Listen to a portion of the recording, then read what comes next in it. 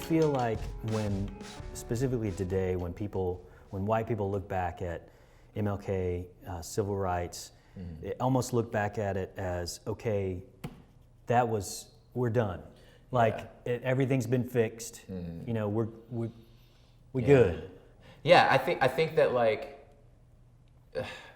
it's this like, again, it's a fixed moment in time you can point at, because I think that like, again, just the psychological like makeup says I need a chronological like linear event. I can say that we were wrong, now we're right. You know what I'm saying? Yeah. And say, look, we did something about it. You know. So yeah, and that's neat. That's clean. It's I can chop this in half and say we were losers then, now we're winners. You know. Yeah. So I feel like, and I think that like there's a mix between like reality and what you hope to be reality. I think a lot of times, like, again, because the concept is so ghastly, like that you wish that was it. So we're gonna put everything in our power to be like, no, that was it. No, I'm telling you, it was it. Like, never mind all this was it. You know.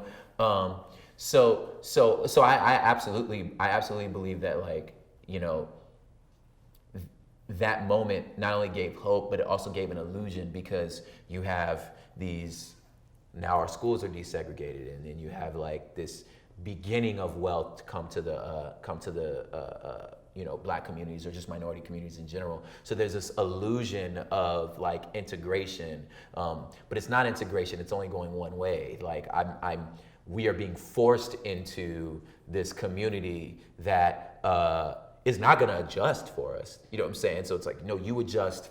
We adjust for you. You don't adjust for us. You know what I'm saying? So there's this illusion that like, oh, well, I have a black neighbor. Like, I don't understand what you're talking about, but the black neighbor's miserable. You know what I'm saying? Like, might as well be in the middle of Siberia as far as like culturally speaking, and understanding the world that they're in and having to learn to adjust. So when you have, you know, no knowledge of how like that dominant culture works, there's gonna be a million faux pas. There's gonna be a million different like things. When I went to visit my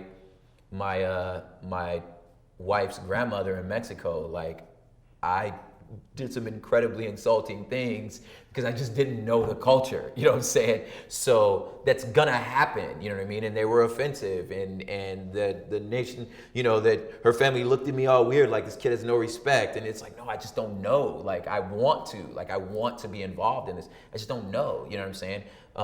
So you blow that up to where we are, at where we were as a culture, when like now you have this, you know, these people that have been disenfranchised for so long, somehow or another we're allowed to come into this door.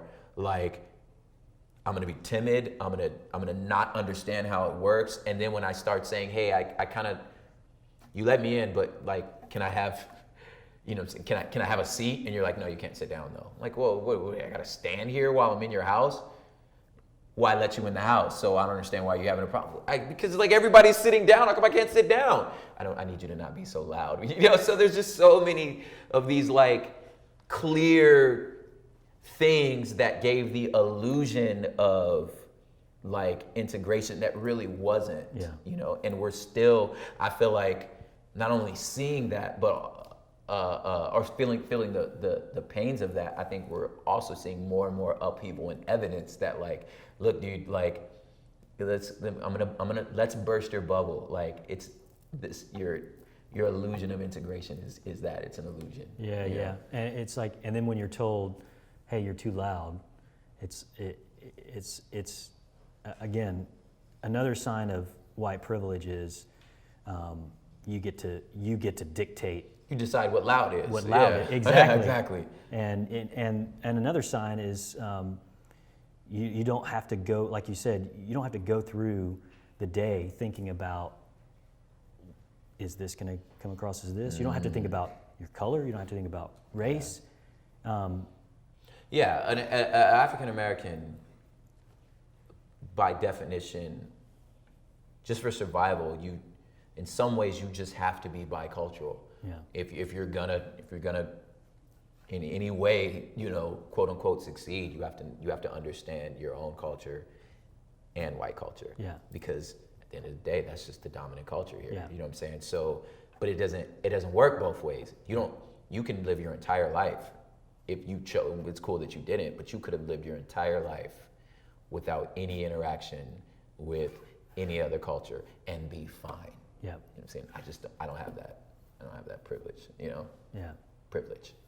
You know what I mean? Because that's what it is. It's a privilege. Yeah.